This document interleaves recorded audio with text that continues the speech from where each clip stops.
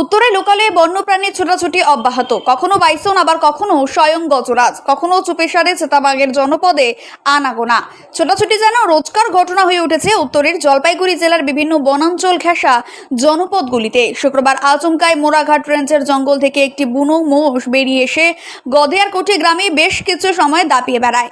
এদিকে সাত সকালে কৃষি জমিতে বাইসনকে চড়াতে দেখে আতঙ্কে ছড়িয়ে পড়ে গ্রাম জুড়ে। পরিবেশ কর্মীদের দাবি, ক্রমাগত গ্রিন করিডোর বৃদ্ধি পাওয়ার বন্যপ্রাণ এবং জনপদের মধ্যকার দূরত্ব কমে আসছে।